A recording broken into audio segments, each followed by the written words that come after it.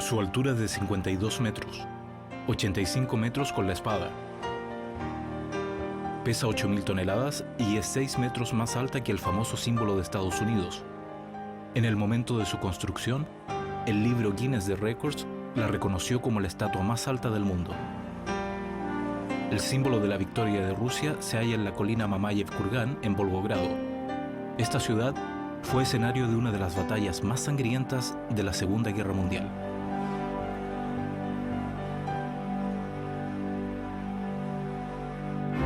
Durante la Segunda Guerra Mundial se conocía por el nombre de Stalingrado. Solo en el primer día de la batalla, en julio de 1942, murieron 40.000 personas. Más de 2 millones de soldados soviéticos y ciudadanos de Stalingrado murieron aquí en un periodo de casi 7 meses. Otro 1,5 millones resultaron muertos del lado alemán. Aún se pueden encontrar aquí fragmentos de cientos de miles de proyectiles y bombas. La ciudad estaba en ruinas. Entonces pensé por primera vez en cómo restaurar todo lo que habían destruido. Valentina Kliuchina trabajó en la reconstrucción. Después de la guerra se mudó junto con su familia a Stalingrado. No solo presenció cómo la ciudad se levantaba de las ruinas, sino que fue testigo del concurso de escultores para construir el mejor monumento. Stalin había ordenado inmortalizar la memoria de la batalla de Stalingrado. Valentina fue la encargada de promover la tarea. Comparamos dos proyectos. Pensamos en construir un monumento en la colina Lisa Agorá. El 64º Ejército defendió esa altura, que estaba bastante lejos del centro de la ciudad. El segundo proyecto era el de Mamayev-Kurgan. Decidimos construir el monumento allí porque desde su cima se podía ver toda la ciudad. Escultores de todo el país presentaron sus proyectos para el concurso. Stalin eligió a Yevgeny Vuchetich, conocido por sus trabajos en estilo realista con énfasis en el heroísmo. Por aquel entonces ya había creado el monumento conmemorativo soviético en Berlín y posteriormente hizo otra obra llamada Harán arados de sus espadas, situada al lado del edificio de la ONU en Nueva York. Pero el monumento de Mamayev-Kurgan se convirtió para él en una tarea difícil. Tenía que crear un símbolo que representara una llamada a la victoria, porque la batalla de Stalingrado fue el momento decisivo en el curso de la Segunda Guerra Mundial. Vuchetich inició la búsqueda de su musa inspiradora. Es muy interesante la cuestión de quién inspiró al autor en este trabajo. Hubo muchas teorías. Unos pensaban que fue la camarera Valentina Isotova o la gimnasta Nina Dumbatse. Pero en realidad, Vuchetich se inspiró en Nike, de Samotracia. La primera versión de la estatua medía solo la mitad de la actual, unos 25 metros. Se pensaba construir una sala de mosaicos debajo del monumento, pero después el peso de la estatua se duplicó mientras los cimientos se habían calculado para el peso inicial. Entonces se decidió añadir 150.000 toneladas de tierra. En su mayor parte, Mamayev-Kurgan es un enorme cementerio. A causa de la construcción del monumento, las fosas comunes quedaron enterradas bajo 8 metros de tierra. Este es un pueblo cosaco a 250 kilómetros de Volgogrado. Alexander Siryulnikov abandonó su casa en 1941 para no volver jamás. Una vez Alexander ayudó a un hombre anciano a cruzar el río en su barca. Este le dijo que moriría a la edad de 20 años. Mi hermano rió, pero mi madre se quedó pensando en ello. Cuando Alexander partió al frente como voluntario, dejó en su pueblo a su madre, sus 3 hermanas y un hermano menor. Desde los 9 años, Alexander se ocupó de su familia. La gente decía que incluso cuando él tenía hambre, primero buscaba comida para su familia. Hoy en día, de toda su familia, solo queda su hermana Nadiezhda. Su hermano menor murió antes de que pudiera encontrar el lugar de reposo final de Alexander. Su sobrino fue el que continuó la búsqueda de su tumba. Durante la guerra, Alexander fue tanquista. Después de pasar en combates casi todo el camino desde las afueras de Stalingrado hasta Mamayev-Kurgan, fue gravemente herido. El soldado podía elegir, ir al hospital o seguir luchando para detener al enemigo. Siguió combatiendo. Murió de las heridas 2 días antes de que acabara la batalla de Stalingrado, cerca de las ruinas de un molino. Hoy, restos de cientos de miles de soldados soviéticos siguen desaparecidos. 33 equipos de búsqueda siguen rastreando la ciudad y los alrededores para darles un lugar de reposo final. El mejor hallazgo fue una carta que un soldado escribió a su novia antes de morir. Estaba en verso. La leímos de principio a fin, en voz alta. Han pasado casi 70 años, pero los casquillos de balas, minas sin explotar y fragmentos de proyectiles aún están en muchos lugares. Una vez, en un día, se encontraron restos de 40 soldados. La mayoría de los que llegaban a Stalingrado no sobrevivían ni las primeras 24 horas. Había pocos como Alexander Ciriulnikov, quienes lograron vivir por casi 200 días. Según la ley, enterramos los restos en la ciudad, en Mamaye Kurgan. Se conozca o no su nombre, se entierran en tumbas separadas. Como dicta la ley de Rusia, los restos encontrados en otras regiones se entierran allí mismo. Desde que terminó la guerra, los familiares de Alexander no dejaron de buscar su tumba. El lugar indicado en la notificación de su muerte era erróneo. Solo 70 años después, descubrieron que su cuerpo fue exhumado junto con los de otros soldados y se enterró en una fosa común situada en la ladera este del monumento de la Madre Patria. Los empleados del complejo memorial ayudaron al sobrino del difunto soldado a encontrar la tumba de su tío. En el archivo de fichas se guarda toda la información acerca de los soldados que volvieron a ser sepultados. Aquí está la ficha de su tío Alexander Ciriulnikov. Como puede ver Alexei, el nombre de su tío no solo está grabado en el muro del memorial, sino también está en el archivo del Museo de la Batalla de Stalingrado.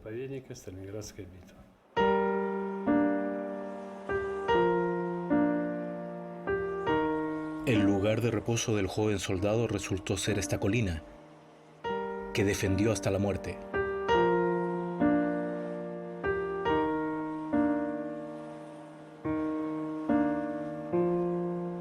Hola, Alexander. 34.505 personas están enterradas a los pies de la estatua. Otras 11.000 descansan en una fosa común más pequeña. El escultor Vuchetich quería inmortalizar los nombres de los soldados fallecidos. Las listas le llegaron desde Moscú. A partir de ellas, 7.200 nombres fueron grabados en la Sala de la Gloria Militar y la historia de 900 de los caídos aún se desconoce. Solo se saben sus apellidos y las iniciales de sus nombres. Un equipo especial de búsqueda del complejo memorial investiga los orígenes de estos soldados. Hoy en día quedan personas quienes, después de ver el nombre de sus familiares en el muro, tratan de buscar cualquier información acerca de los fallecidos. La Guardia de Honor vigila la Sala de la Gloria Militar. Para formar parte de ella hay que cumplir ciertas condiciones. Los soldados tienen que ser altos, de apariencia eslava y dominar bien las técnicas militares. La magnitud de la batalla de Stalingrado dictó el alcance arquitectónico del monumento conmemorativo que tenía que inmortalizar a los que perdieron sus vidas en 1942. El comandante del 62º Ejército, Vasily Chuikov, fue el consejero del arquitecto, que lo representó en el monumento Luchen hasta la muerte. Para llegar hasta la cima de la escultura hay que subir 200 escalones, uno por cada día de la batalla de Stalingrado. En la Plaza del Dolor está la escultura de la Madre Dolorida, y estas son las ruinas, reconstruidas con los ladrillos de los edificios destruidos de Stalingrado. Aquí se pueden ver figuras de soldados y lemas como «Ni un paso atrás». Sin embargo, para crear la imagen de la estatua central del memorial, se necesitaron años. La estatua de la Madre Patria tiene un significado diferente. No es como la Estatua de la Libertad, que representa la libertad del pueblo estadounidense. Es un mensaje diferente. Está llena de energía, moral y espíritu combativo. La Madre Patria es única. No existe otra estatua así en el mundo. Es posible que el diseño final del escultor fuese inspirado por el Arco del Triunfo en París, o la figura de Nike que vio en el Louvre. La estatua de una mujer con una espada en la mano y un espíritu feroz fue reconocida como el símbolo de la Madre Patria al más alto nivel. Yevgeny Vuchetich fue testigo de los horrores de la guerra. Partió al frente en 1941 y sirvió en una unidad de ametralladoras. En 1943, tras recibir una contusión, el escultor volvió a Moscú. Le daban calambres en la mano. Imagínense, era escultor. ¿Cómo iba a trabajar? Solo a la hora de trabajar estaba tranquilo y lo podía hacer rápido y de manera profesional. Siempre estaba haciendo algo, esculpiendo, trabajando con mármol o arcilla. Así se podía sentir como antes de recibir la herida. Mi padre me decía que siempre estaba esculpiendo algo. Por eso siempre llevaba encima plastilina, cerillas y alambre. Estaba ocupado todo el tiempo. No importa si estaba enfermo o de mal humor, si era de día o de noche, estaba esculpiendo. A lo mejor lo necesitaba para sentirse vivo. El gran memorial a los héroes de la batalla de Stalingrado fue abierto el 15 de octubre de 1967. A la inauguración asistieron todos los líderes de la Unión Soviética junto con Leonid Brezhnev. Poco después de la ceremonia de apertura, Vuchetich empezó a trabajar sobre otra estatua de la Madre Patria de 100 metros de altura para instalarla en Kiev, pero murió antes de realizar el proyecto.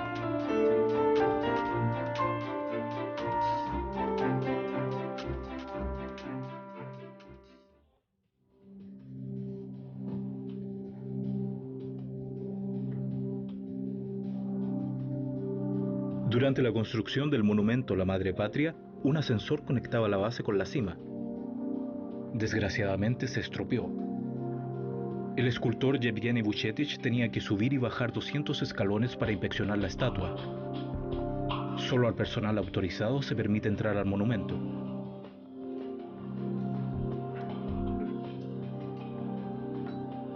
Buen día, Madre Patria. Un año después de inaugurar la estatua, surgió la pregunta de quién se iba a encargar de su mantenimiento. Por primera vez en la Unión Soviética, se contrató un equipo de escaladores de montaña profesionales para ocuparse del aseo de la estatua. Colgaremos esta cuerda del brazo, es buena. Y esta de la cola del vestido.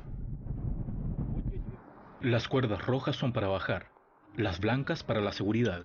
Arriesgando sus vidas, los escaladores inspeccionan regularmente la estatua de la Madre Patria, que se deterioró seriamente después del derrumbe de la Unión Soviética. Hoy en día, los especialistas revisan de forma habitual los ensambles para que las partes se mantengan firmes. Periódicamente a la estatua se le aplica una capa repelente al agua, pero no resulta muy barato. Los escaladores examinan las pequeñas marcas que cubren la estatua. En la mayoría de los casos es simplemente para anotarlo en el registro. Son más de 1000 en el monumento. Estamos en un lugar que nos preocupa especialmente. Aquí la destrucción ya es visible.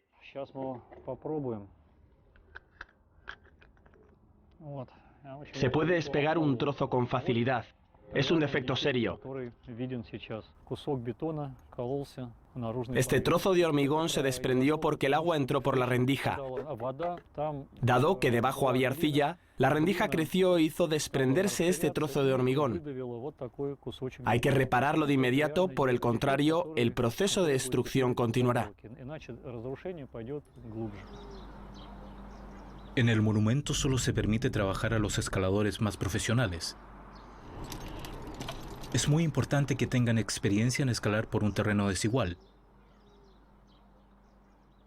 Desde la cima de la Madre Patria, se abren vistas a todo Volgogrado.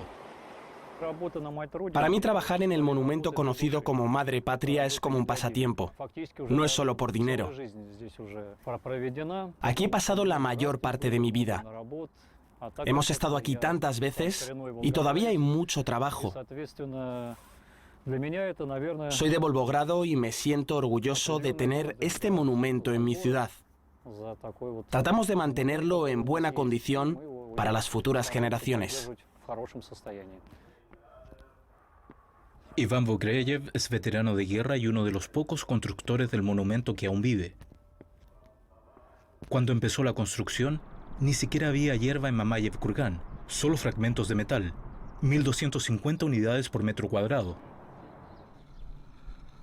La Madre Patria se construyó sobre la tierra empapada de sangre de los soldados. Aquí solo había barracas donde los soldadores se cambiaban de ropa. Y aquí teníamos la oficina. Y aquí había 2 cabañas donde vivían los amoldadores. Mientras que los moldeadores fundían la forma, los soldadores elevaban tabiques dentro de la estatua. Numerosos camiones llevaban hormigón desde las fábricas.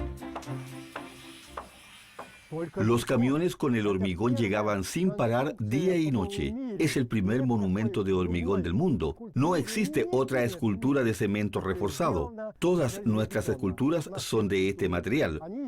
Fue novedoso porque monumentos así no habían existido antes. Fuimos los primeros en construirlos.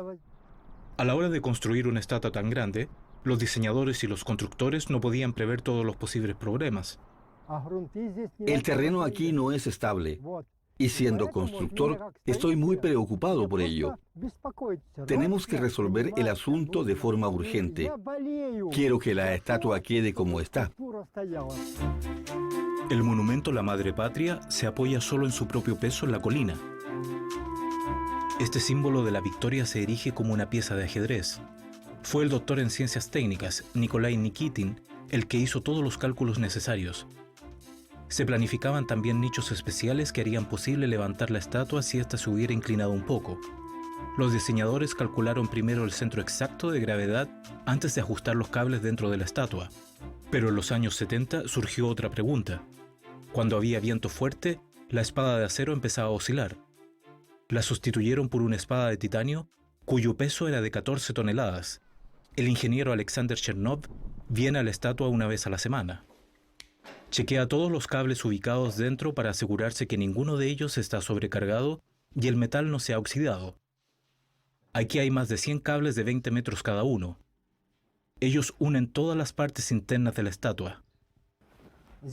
Aquí, por ejemplo, podemos ver las cuerdas que unen el antebrazo derecho y el codo del brazo que sostiene la espada.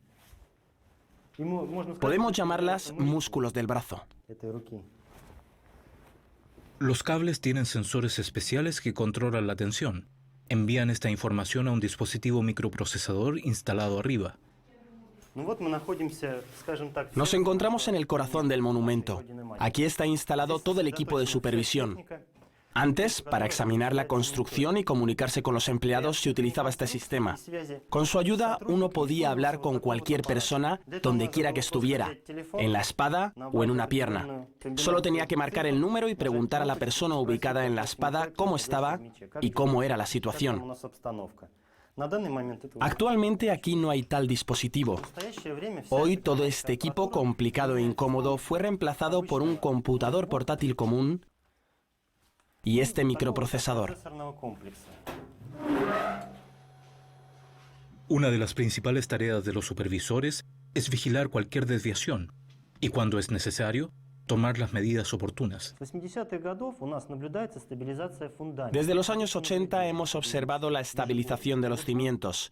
Realizamos observaciones geodésicas anualmente, pero la inclinación de la parte superior de la cabeza se está acercando a un punto crítico. Estamos observando la situación muy atentamente. Se requieren vigilancia constante y nuevos cálculos. Y esta es mi parte favorita, la cabeza. Es aquí que termina la vigilancia y empieza el panorama de la ciudad.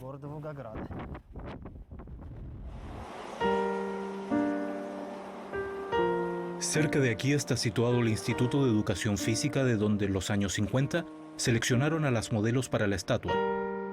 Ellas posaban en el estudio de Vucetich en esta fábrica. El día de trabajo de una modelo duraba 4 horas. Fue aquí, en uno de los talleres. Fue hace 50 años, hace mucho tiempo.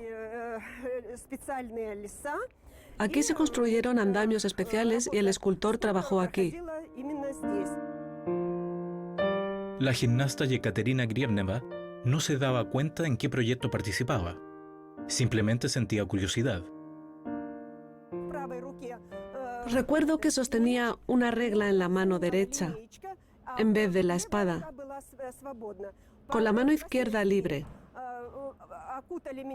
Luego me envolvieron en una tela sutil y había un ventilador grande para hacer ondearse la tela.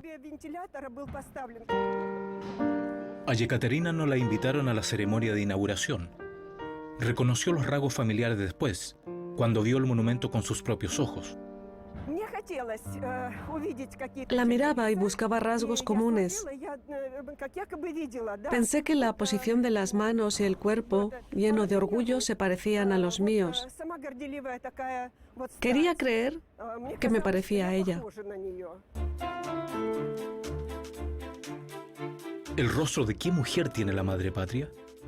¿O es simplemente el resultado de la imaginación del escultor? El hijo de Yevgeny Vuchetich trató de responder a esta pregunta.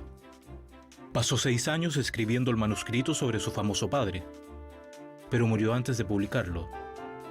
El nieto del escultor es ahora el poseedor de los manuscritos. Aquí está un pequeño extracto del manuscrito. Vuchetich modeló la escultura según una mujer muy bonita. La mujer era un ejemplo clásico de la legendaria belleza rusa. Desde luego se puede encontrar semejanza entre la madre patria y Nike de Samotracia, la estatua de la antigua diosa de la victoria fabricada en el siglo VI a.C. El original se conserva en el Museo del Louvre. Mi abuelo lo vio allí y le pudo servir de ejemplo de una gran estatua, pero por supuesto la figura femenina es una generalización. Si miramos a la estatua y a su esposa Vera, pues en mi opinión se parecen. Está claro que hay mucha semejanza cuando la foto de la esposa del escultor se pone al lado de la estatua. Vuchetich era hombre de pocas palabras. Expresaba lo que quería decir con sus manos. Por eso los especialistas y los parientes no se sorprenden que el trabajo dedicado al periodo más importante de su vida se modelara a semejanza de su mujer. Un día, Vuchetich dijo que tenía tantas ideas que necesitaría una docena de vidas para realizarlas. Y sé que realmente era así. Soñaba con nuevos proyectos porque quería que la gente lo recordara como un artista que encarnaba el heroísmo de su pueblo. La historia demostró que el artista había logrado su objetivo. Cada año, casi 2 millones de personas llegan al pie del monumento que simboliza el triunfo de Rusia en la Gran Guerra Patria.